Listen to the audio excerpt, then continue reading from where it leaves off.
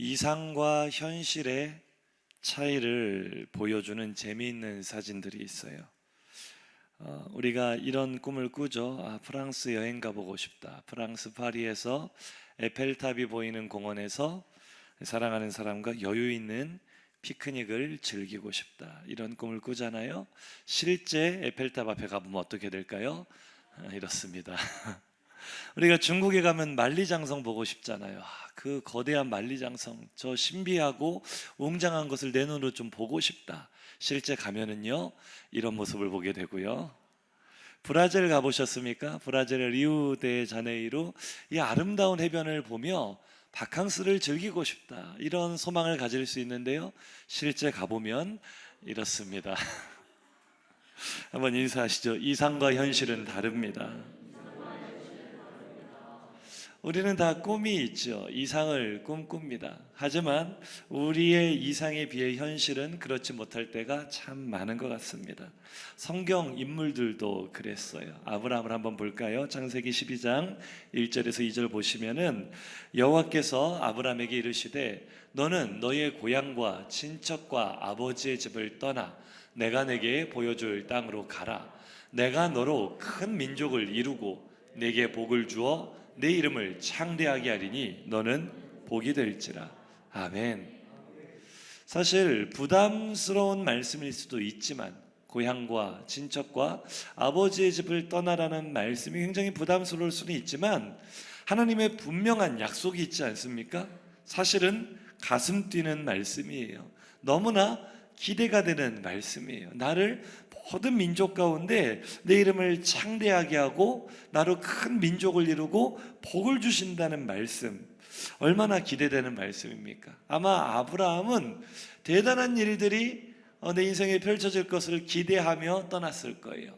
가는 곳마다 기적 같은 일들이 일어나고 승승장구하는 그런 이상적인 모습을 기대하며 하나님의 말씀을 따라 갔지만 현실은 어땠습니까? 그 도착한 곳에서 만난 일은 12장 10절이죠. 그 땅에 기근이 들었으므로 아브라함이 애굽에 거류하라고 그리로 내려갔으니 이는 그 땅에 기근이 심하였습니다. 너무나 황당한 일이죠. 하나님께 뒤통수 맞은 기분 아니겠어요? 저는 이것이 성경에 기록된 최초의 부동산 사기라고 생각을 합니다. 젖과 꿀이 흐르는 땅이 아니라 기근이 가득한 땅, 사람이 살 수 없는 땅, 게다가 무슨 큰 민족을 이룬다는 약속이 일어날 기미라도 보입니까? 나이가 86세가 될 때까지 아들 하나 주시지 않아서 하갈을 통해 이스마엘을 낳았지만 그건 하나님이 약속하신 후사가 아니래요. 100살이 될 때까지 아들 하나 낳지 못하는 그 황당함이요. 하나님께서 큰 민족을 만들어 주신다고 했을 때 이제부터는 내가 자녀를 많이 낳고 우리 자손이 번성할 거라는 기대를 얼마나 했겠어요. 그러나 현실은 전혀 그렇지 못했죠. 이상과 현실이 너무나 차이가 있었던 거예요. 요셉은 또 어떻습니까? 요셉은 어린 시절에 꿈을 꾸었죠. 어떤 꿈을 꿨습니까? 창세기 37장 9절 한번 보실까요? 요셉이 다시 꿈을 꾸고 그의 형들에게 말하여 이르되 내가 또 꿈을 꾼즉 해와 달과 열한 별이 내게 절하더이다 하니라. 아멘.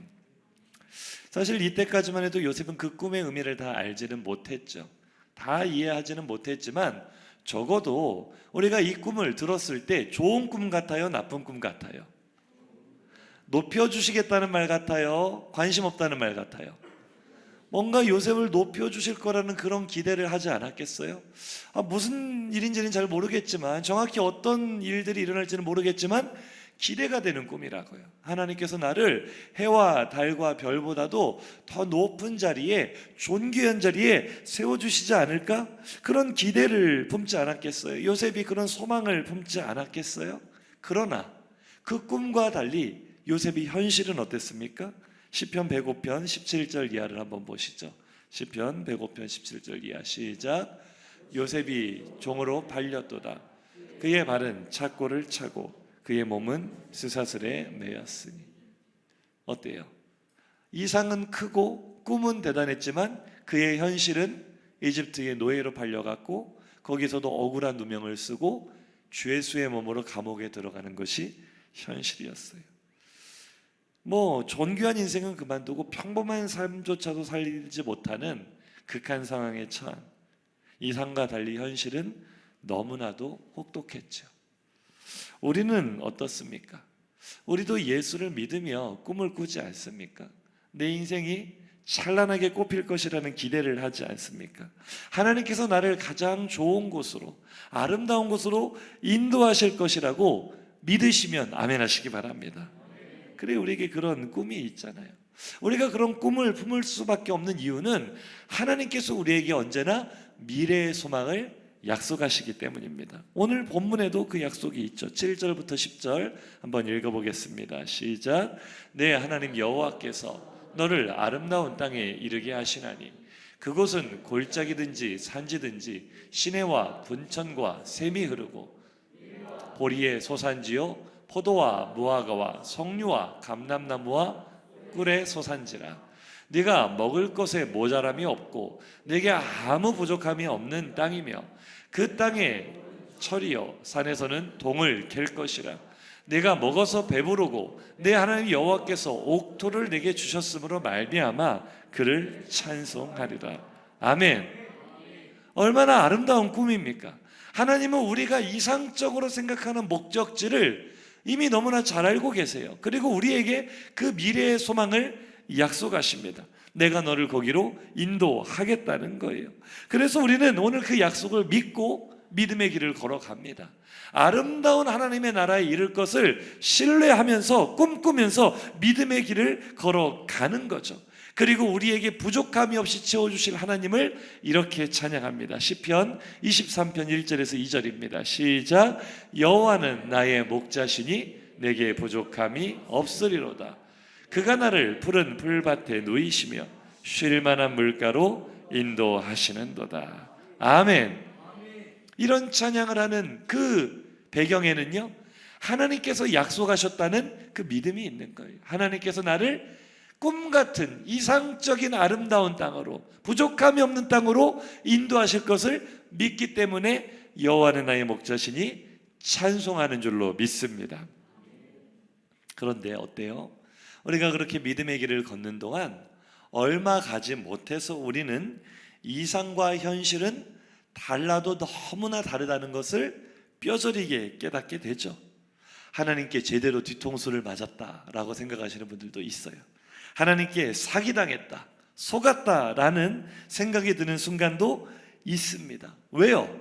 우리는 찬양했어요. 여호와는 나의 목자시니 내게 부족함이 정말 없으시던가요? 많아요, 부족함이. 여호와가 나의 목자시라는데 내 삶에는 결핍이 너무나 많다고요. 예수 믿으면 다 잘 될 줄 알았어요. 부족함이 없을 줄 알았다고요. 문제도 해결될 줄 알았어요. 모든 어려움이 끝이 나고 내 삶에 꿈같은 푸른 초장이 펼쳐질 줄 알았어요. 쉴만한 물가가 펼쳐질 것으로 기대하며 예수를 믿었다고요. 그런데 나를 푸른 풀밭과 쉴만한 물가로 인도하시겠다는 그분이 정작 나를 인도하신 곳은 광야였습니다. 그렇지 않습니까? 오늘 본문이 그 얘기를 하고 있는 거예요. 오늘 본문 2절 한번 보세요. 시작. 내 하나님 여호와께서 이 40년 동안에 내게 광야 길을 걷게 하신 것을 기억하라. 아멘. 아무리 생각해도 부동산 사기가 맞는 것 같습니다. 푸른 풀밭이 어디 있어요? 쉴만한 물가가 어디 있어요? 광야잖아요. 하나님, 내 인생은 늘 광야잖아요. 내 인생에 언제 부족함이 없었을 때가 있었습니까? 늘 결핍투성이었잖아요. 이거 계약서와 내용이 다른 거 아닙니까? 하나님, 저 사기당한 거 아닙니까? 젖과 꿀이 흐르는 땅에 갈 줄 알았는데 광야 한복판에 데려다 놓고 이렇게 고생시키는 하나님, 제가 계속 믿고 따를 수 있겠습니까? 이렇게 우리는 광야 같은 우리의 인생길을 걸어가며 실망하고 낙심할 때가 참 많죠. 그때 하나님 우리에게 뭐라고 말씀하십니까? 이렇게 말씀하세요. 달래듯이. 오늘 본문 14절 하반절 이하 보겠습니다. 시작. 여호와는 너를 애굽 땅 종되었던 집에서 이끌어내시고 너를 인도하여 그 광대하고 위험한 광야 곧 불뱀과 전갈이 있고 물이 없는 간주한 땅을 지나게 하셨으며 또 너를 위하여 단단한 반석에서 물을 내셨으며 내 조상들도 알지 못하던 만나를 광야에서 내게 먹이셨나니. 할렐루야. 하나님께서 우리에게 들려주시는 말씀이 뭐예요? 그래서 내가 너를 광야에서 보호해 줬잖아. 내가 너를 안전하게 인도해 줬잖아. 내가 너에게 그 어려움을 다 지나게 해주고, 네가 목마를 때는 물도 주고, 네가 배고플 때는 양식도 주고, 나는 광야 한복판에서 너와 항상 함께 했단다. 말씀해 주시는 줄로 믿습니다. 할렐루야. 그러면 우리는 또 그 은혜에 감격해서요, 우리 성도들 보세요. 참 착해요. 한번 옆에 계신 분 바라보면서 이렇게 인사하겠습니다. 날개는 어디 두고 오셨나요? 아무리 봐도 천사 같습니다. 제가 어제 직분자 세미나 하면서도 느꼈지만 100번을 다시 생각해도 우리 성도들은 너무 착해요. 한 사람만 착한가 보다. 착하다고 해도 아멘 안 하시는 이 사태를 어찌할까요? 다시 기회를 드리겠습니다. 우리 성도들은 너무 천사 같아요. 그래서 하나님이 내가 너 광야에서 인도했잖아, 내가 너 보호해줬잖아, 내가 너에게 반석에서 물을 내며 하늘에서 만나를 줬잖아 하면은요, 이 천사 같은 성도들은요 아멘 한다고요. 그런데요, 곰곰이 한번 생각을 해보세요. 내가 곰도 아니고 곰곰이 생각해보면 뭔가 좀 이상하지 않습니까? 아니, 하나님 처음부터 광야로 인도 안 하셨으면 되잖아요. 안 그래요? 성도님들 말씀을 듣고 계십니까? 설교를 할 때 생각을 하면서 좀 들어보세요. 아니, 처음부터 광야로 나를 안 끌고 가면 되잖아요. 그래요, 안 그래요? 아니, 뭐 한다고 나를 광야 한복판에다 잡아뜨려 놓고는 뭐 보호해줬다고. 안 가면 되지. 안 가면 좋은 길로만, 데크 깔려있는 길로, 이렇게 둘레길로만 걸어가면 얼마나 좋아요. 뭐 발이 부르틀 일이 뭐가 있으며, 불뱀과 전갈을 만날 일이 뭐가 있으며, 목마르고 굶주릴 일이 뭐가 있어요. 하나님이 나를 광야 한복판으로 끌고 가지 않으셨으면. 아니, 하나님 처음부터 편안하게 양식을 얻는 땅으로 인도하시면 되잖아요. 하나님 처음부터 젖과 꿀이 흐르는 땅에 나를 데려가시면 되잖아요. 왜 굳이 나를 광야로 끌고 가놓고는 나를 보호해줬니, 나를 인도해줬니, 왜 그런 말씀을 하시냐고요. 내 인생을 이렇게 꼬이게 만들어 놓고, 나를 이렇게 큰 풍파 가운데 방치해 놓고, 그리고 나서는 내가 너와 함께 했다, 그런 말씀을 하시면 내가 하나님이 나를 사랑한다는 걸 어떻게 믿겠습니까? 처음부터 광야 말고 푸른 초장과 쉴만한 물가로 인도해 주시면 안 됩니까? 저만 이런 생각을 하나 봐요. 다른 분들은 너무 착해서 이런 생각을 안 하시는데, 저만 성격이 나빠서 뭐 좋습니다. 같이 한번 고민을 해보겠습니다. 그렇지 않습니까? 사랑하는 성도님들, 하나님이 하시는 일들이 다 이해가 되십니까? 하나님의 인도하심을 다 납득하고 계십니까? 저는요, 말씀을 묵상할 때마다 하나님은 정말 이상한 분이라는 생각을 떨칠 수가 없습니다. 이분을 이해할래야 이해할 수가 없어요. 그러니까 이런 거예요. 아무 생각 없이 말씀만 들으면 은혜가 돼요. 참 은혜가 돼요. 그런데 내 삶을 바라보면 은혜가 다 도망가 버려요. 또 저만 그런가 봐요. 아닌 척하고 계시는데 생각을 하면서 좀 들어보세요. 말씀을 보면 은혜가 돼요. 그래요, 안 그래요? 그런데 내 삶을 보면 은혜가 도망간다니까요. 할렐루야. 안 도망가시기를 축복합니다. 도망갈 때가 있죠. 내 삶을 보면 아무래도 내가 하나님한테 속은 것 같아, 아무래도 내가 사기를 당한 것 같아, 이런 합리적인 의심이 들 때가 많습니다. 왜 그러냐면요, 하나님 우리에게 분명히 이렇게 말씀하셨거든요. 민수기 6장 24절 이하 보겠습니다. 시작. 여호와는 내게 복을 주시고 너를 지키시기를 원하며, 여호와는 그의 얼굴을 내게 비추사 은혜 베푸시기를 원하며, 여호와는 그 얼굴을 내게로 향하여 드사 평강 주시기를 원하노라 할지니라 하라. 아멘. 아멘이시죠? 근데 저는 아멘보다는, 아니 하나님 그렇게 원하시면 좀 주세요 라고 말하고 싶어요. 원한다고만 하지 말고 좀 복 좀 주세요, 은혜 좀 주세요, 평강 좀 주세요. 복과 은혜와 평강을 주신다는 분이 내 삶에는 시련과 고통과 좌절만 주시네요. 그럼에도 하나님을 믿으시는 여러분 참 대단하십니다. 할렐루야. 아무리 생각해도 하나님 혹시 청개구리 아니신가요? 물어보고 싶을 정도로 말씀만 들으면 그렇게 은혜가 돼요. 하나님이 나를 이렇게 생각하시는구나, 나에게 복 주기를 원하시는구나, 나에게 평강 주기를 원하시는구나, 나에게 은혜 주시기를 원하시는구나. 그런데 내 삶을 보면은요, 풍파가 너무 많아요. 어제 직분자 세미나하면서 조별로 이름, 이렇게 우리 성경 인물로 조 이름을 짓자고 했더니 다윗조가 나왔어요. 다윗.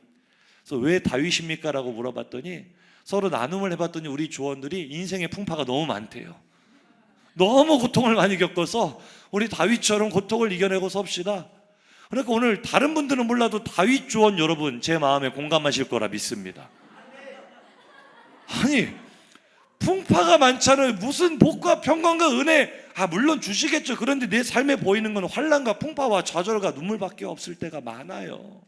어떻게 우리가 하나님의 진심을 우리가 의심하지 않고 받아들일 수가 있겠냐고요.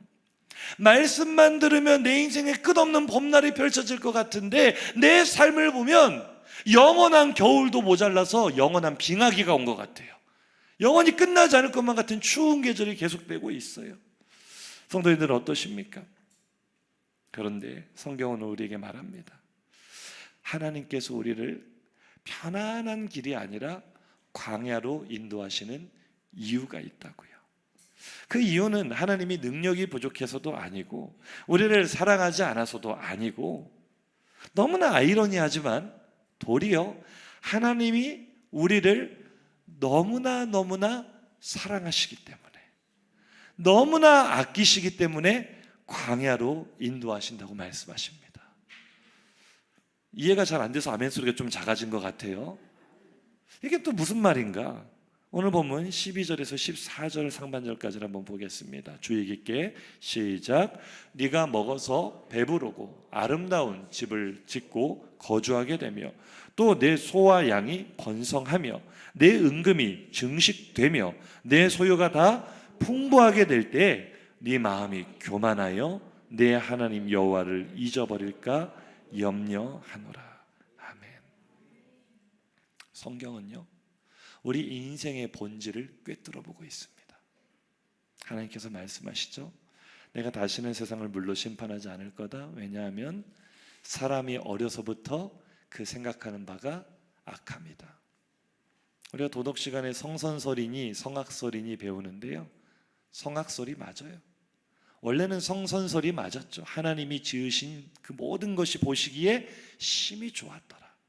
처음 하나님이 지으신 세상은 사람도 성선설이 맞아요. 선하게 하나님의 형상으로 지음을 받았죠. 그러나 인간에게 죄가 들어온 이후로, 아담이 범죄한 이후로는 100% 성악설입니다.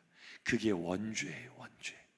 원죄는 나와 상관없는 죄가 있다, 그런 개념이 아니라 누구도 부인할 수 없는 죄의 DNA를 가지고 태어난다는 것을 의미합니다. 그래서 우리 어린 아이들을 키우는 부모님들, 아이들이요, 동생 태어나면 미워하잖아요. 시기하고 밀치고 꼬집잖아요. 조금 자라서 말을 하게 되면 자기에게 불리한 상황이 왔을 때 거짓말하잖아요. 신기하지 않습니까? 누구도 그런 걸 가르쳐주지 않았어요. 시기심을 가르쳐준 사람이 없고요, 거짓말을 가르쳐준 선생님이 없어요. 그런데 너무나 자연스럽게 죄를 짓죠. 이게 우리에게 원죄가 있다는 증거입니다. 원죄는 죄의 DNA예요. 죄를 짓고 싶지 않아도 필연적으로 죄를 짓게 만드는, 우리는 태어나면서부터 악합니다. 그래서요, 하나님께서 우리를 젖과 꿀이 흐르는 땅으로, 쉴만한 물가로, 푸른 초장으로, 아름다운 땅으로 한 번에 인도해 버리시면은요, 감사할 것 같죠? 기뻐하며 하나님 찬양할 것 같죠? 잠깐은 그럴 수 있어. 오늘 성경이 통렬하게 말해주는 거예요.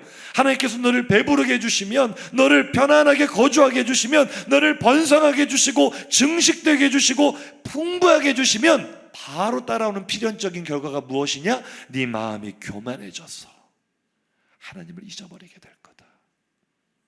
이것이 우리의 본질이에요. 하나님의 은혜에 감사하기보다는 하나님을 배반한다고요. 내 배를, 내 욕망을 신처럼 섬기게 된다고요. 그래서 광야 대학을 졸업하지 않고 얻은 풍족함과 번성함은 반드시 멸망과 교만의 결과를 가져오는 줄로 믿으시기 바랍니다. 한번 따라 하실까요? 광야 대학을 졸업하지 않으면 풍족해졌을 때 반드시 교만해집니다. 반드시 멸망합니다. 이게 성경에 기록한 수많은 이야기가 증명을 하고 있는 거예요. 우리가 직분자 셈이나 직분자 훈련을 왜 시작했습니까? 사실 이 훈련이 힘들 수 있어요. 시간을 들이고 물질을 들이고 마음을 들이고 애를 써서 참 우리가 뭐 학교 다니는 학생도 아닌데 학생들보다 더 열심히 훈련을 받아야 되는 이유가 어디 있습니까? 힘들게 훈련을 통하여 직분을 받지 않으면 그 소중함을 깨닫지 못해요. 금방 소홀하게 여기게 되는 거예요. 하나님 앞에 전심으로 우리가 사모하는 마음으로 직분 받으시기를 주의 이름으로 축복합니다. 광야가 그래서 우리 인생에 중요한 겁니다. 우리가 요즘 새벽에 사무엘 하를 묵상하고 있잖아요. 다윗의 일생을 한번 볼까요? 사무엘 하는 그래도 이제부터 다윗의 황금기가 시작이 되는데 그래도 다윗의 시련은 끝나지 않습니다. 왕이 되고 나서도 계속해서 다윗의 인생에는 풍파가 끊이지 않아요. 그런데 그보다 조금 더 시간을 앞으로 당겨보면요, 다윗의 인생은 결코 아름답다 말할 수 없는, 눈물 없이는 말할 수 없는 처참한 인생이었어요. 태어나면서부터 출생의 비밀 자체가 사생아로 태어난 것 같은 이 시편의 근거들이 있습니다. 전에 설교 한번 한 적이 있었죠. 뭐 그런 거는 처치하더라도 아버지에게도 인정받지 못하는 초라한 인생으로 시작했어요. 형들은 다 사무엘 선지자가 오는 그 자리에, 기름 부은 그 자리에 다 오지만 막내의 동해인 다윗은 그냥 순수한 막내라면 더 귀할 텐데 이게 아버지가 원치 않았던 자식이었던 것 같아요. 그래서 그냥 밖으로 방치해버리는 버림받은 자식이었죠.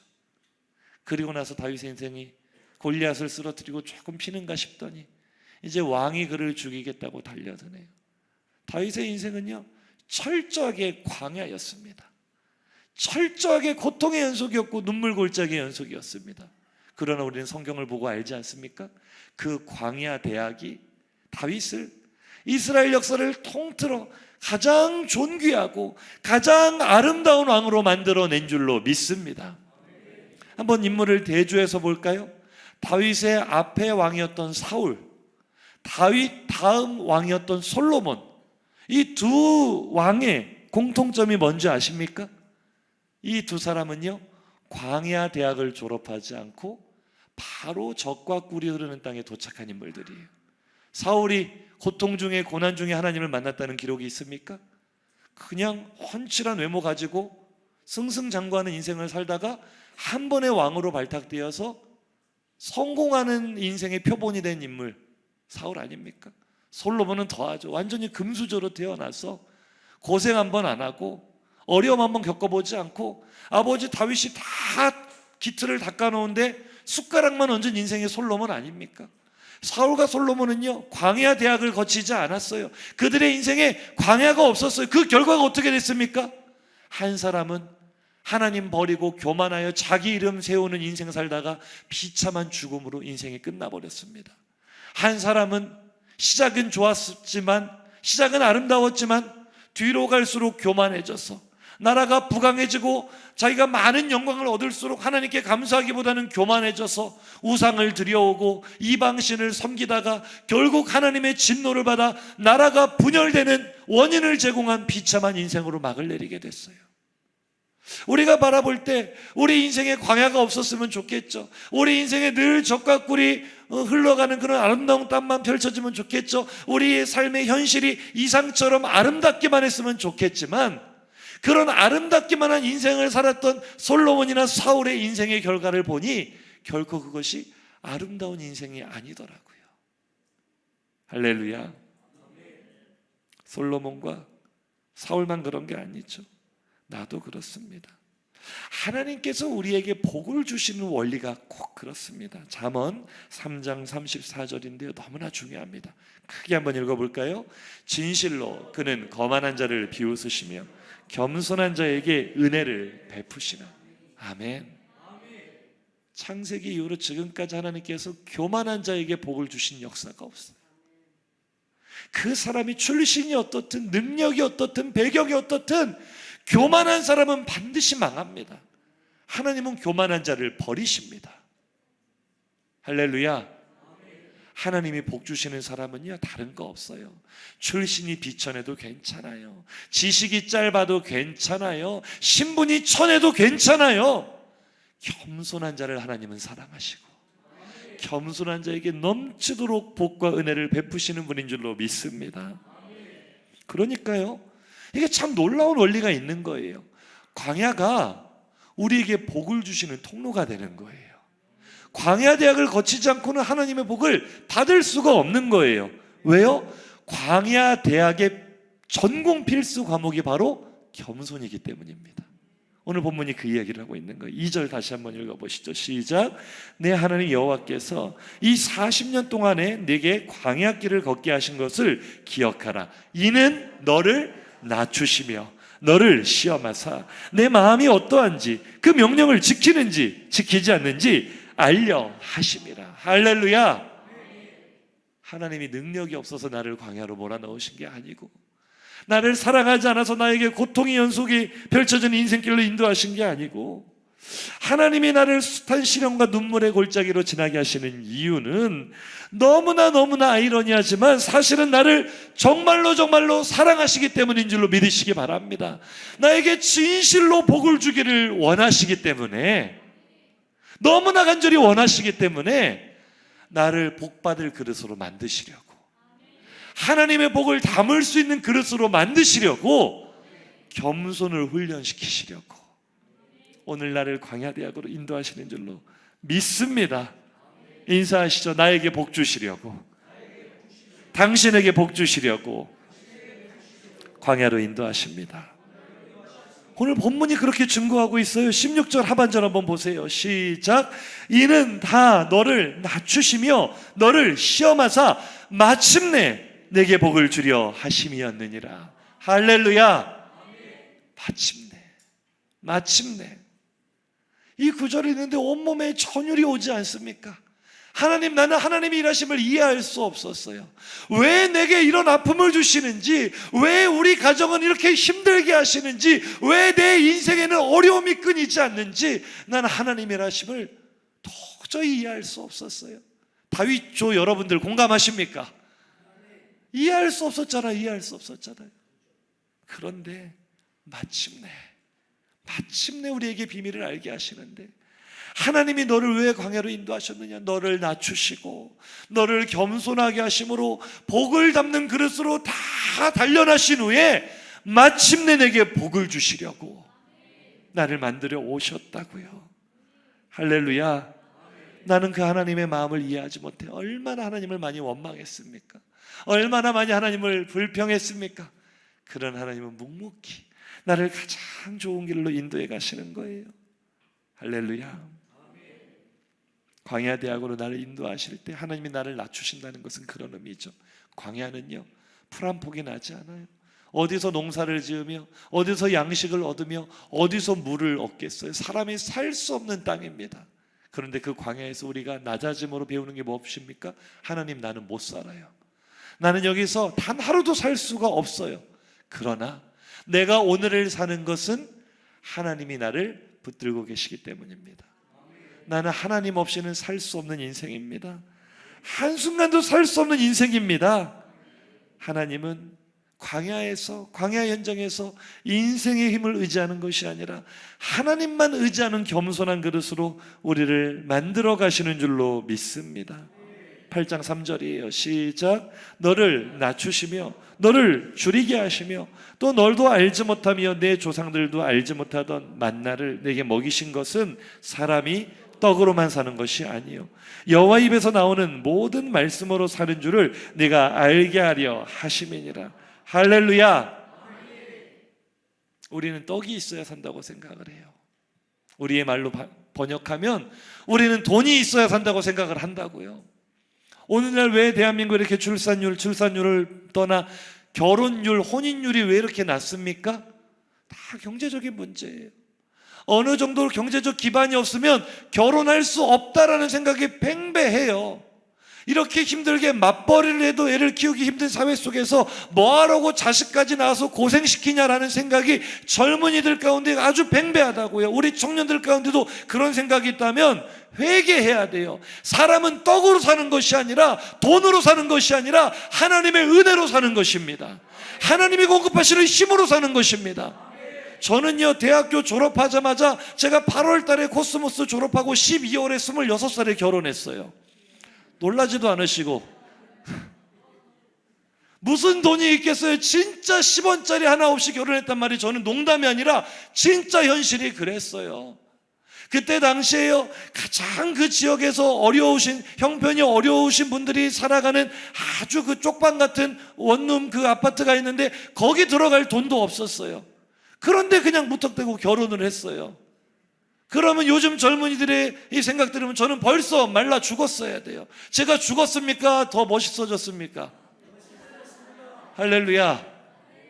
사람은 떡으로 사는 게 아니에요. 광야 같은 인생에서 내가 떡 만들어 먹고 사는 게 아니에요. 하나님이 내 인생을 붙들고 계시면 아무것도 없어도 그 어디나 하나님의 나라가 되는 거예요.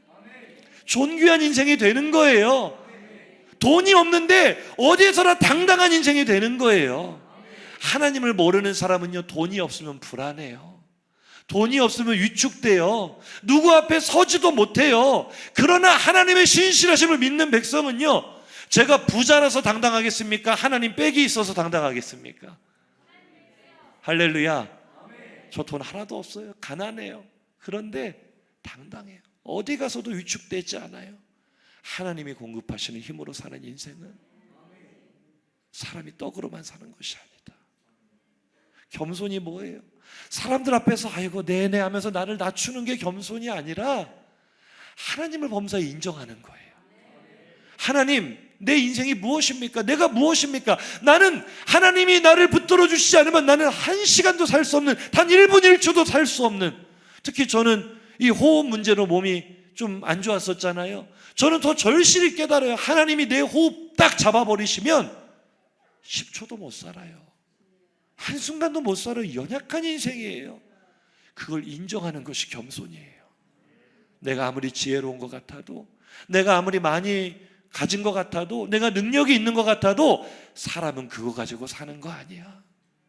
하나님이 너를 붙들어 주셔야 살 수 있어. 오늘 이 음성을 들으시기를 주의 이름으로 축복합니다. 그래서 사랑하는 성도님들, 지금 혹시 고통의 광야 한복판에 서 계신 분이 계십니까? 눈물의 골짜기를 지나고 계시는 분이 계십니까? 그렇다면요, 우리는 겸손을 예습하고 있는 중인 줄로 믿습니다.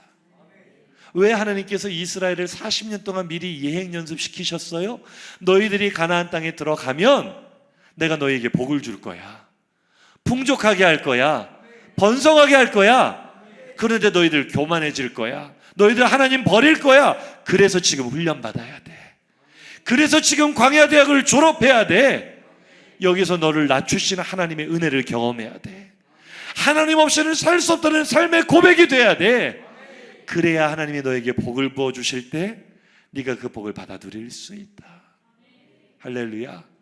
지금 광야대학에 입학하셔서 열심히 겸손 과정을 배우고 계신 분들, 한번 옆에 계신 분에게 인사하시죠. 광야대학에 입학하신 것을 축하합니다. 진심으로 축하합니다. 하나님이 나를 버리신 게 아니에요. 하나님이 나를 방치하시는 게 아니에요. 복 주시려고 작정하고 훈련시키는 겁니다. 번성하게 하시려고 작정하고 낮추시는 겁니다. 오늘 하나님의 놀라운 계획을 볼 수 있으시기를 주의 이름으로 축복합니다. 우리 하나님의 겸손을 예습함으로 하나님의 복을 담는 아름다운 그릇으로 빚어지시기를 주의 이름으로 축복합니다. 또 한 가지, 어떤 분들은요, 광야대학 지나고 지금 좀 평안하신 분들이 계실 수 있어요. 지금 하나님이 번성케 하시는 은혜를 누리고 계신 분들이 계실 수도 있어요. 그렇다면 그런 분들은 사울처럼, 솔로몬처럼 교만에 빠져 망하지 않도록 우리가 지나온 광야대학을 다시 한번 추억하며 겸손을 복습하시기를 주의 이름으로 축복합니다. 오늘 내가 누리고 있는 것들 중에 내 힘으로 이룬 것이 하나라도 있다고 생각하는 사람은 벌써 사울의 길로 가고 있는 거예요. 벌써 솔로몬의 잘못된 길로 가고 있는 거예요. 내가 지금 무엇인가를 누리고 있습니까? 내 삶에 평안이 있습니까? 내 삶에 물질이 있습니까? 풍족함이 있습니까? 그 모든 것은 하나님이 주신 선물이심을 고백하시기 바랍니다. 겸손을 복습하셔야 돼요. 그래야 더 큰 복과 은혜를 담는 그릇 될 줄로 믿습니다. 17절 18절 보시죠. 시작. 그러나 네가 마음에 이르기를 내 능력과 내 손의 힘으로 내가 이 재물을 얻었다 말할 것이라. 내 하나님 여호와를 기억하라. 그가 내게 재물 얻을 능력을 주셨음이라. 할렐루야. 내 하나님 여호와를 기억하라. 이 말은요, 겸손을 복습해라, 그 얘기예요. 너 광야 지나왔잖아. 네 힘으로 살 수 없는 인생이라고 다 고백했잖아. 하나님이 너 복 주시려고 그 광야 대학 졸업하게 하실 때 훈련 다 받았잖아. 그런데 봐라, 오늘날 조금 살만해지니까, 오늘날 조금 평안해지니까, 오늘날 조금 풍족해지니까 너 또 네 힘으로 뭔가 이뤘다고 생각하고 있지. 너 또 너의 지혜를 자랑하고 있지. 너의 능력과 너의 손의 힘을 의지하고 있지. 내 하나님 여호와를 기억해라. 너는 하나님 없이는 살 수 없는 인생이다. 사랑하는 성도님들, 지금 내가 누리는 것들 내 손으로 이룬 것처럼 착각하고 있습니까? 착각을 내려놓고 겸손을 복습하시기를 주의 이름으로 축복합니다. 우리가 교만으로 망하지 않고 하나님의 복을 담는 그릇으로 온전히 세워주기 위해서는 오직 예습과 복습밖에 없는 줄로 믿습니다. 인사하시죠. 예습과 복습을 철저히 합시다. 어제 직분자 훈련에서도 제가 계속 강조했잖아요. 예습 철저히 하셔야 된다고요. 또 복습해야 된다고. 예습과 복습은요, 우리를 세워가는 아름다운 신앙의 훈련인 줄로 믿습니다. 한 번만 더 인사하시죠. 예습과 복습을 철저히 해야 합니다. 한 번 더요. 겸손을 예습합시다. 겸손을 복습합시다. 할렐루야. 요즘 많은 유튜버들이 있는데요, 유튜버들이 구독자가 많아도 늘 고민이요, 참 그것도 스트레스 받을 것 같아요. 날마다 새로운 콘텐츠를 개발을 한다는 게 보통 어려운 일이 아니잖아요. 그 사람들의 마음을 계속 붙잡기가 어렵잖아요. 그런데 그 유튜버들 중에 콘텐츠 걱정을 절대 할 필요가 없는 유튜버가 있습니다. 아십니까? 교통사고 전문 변호사 한문철 변호사라고 있어요. 보신 분들 계실지 모르는데, 참 우리나라의 기상천외한 교통사고가 날마다 끊이지를 않아요. 그 블랙박스 영상만 봐도 날마다 거기 댓글에 오늘도 레전드가 갱신되었다, 오늘 또 새로운 레전드 사고가 났다. 날마다 새롭습니다. 하나님 말씀처럼 아침마다 새롭고 또 새로운 은혜가 한문철 TV에 흐르더라고요. 그런데 이 한문철 변호사가 이 방송하는 것을 이 구독하는 사람들, 꼼꼼히 보는 사람들 중에 그런 사연이 도착을 했어요. 제가 변호사님 영상을 하나도 빼놓지 않고 다 봤는데, 어제 제가 똑같은 상황을 만나가지고 그 사고를 피했습니다. 그래서 이 변호사가 그걸 보고 너무 또 좋아하는 거예요. 그 영상 잠깐 보시죠.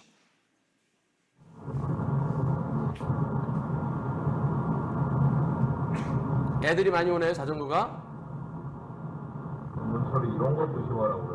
후발주 와, 이거 조심하라. 후발주자 하나 있다고. 와, 대박. 열심히 봐야 돼요. 야, 이거 줄걸 진짜. 와.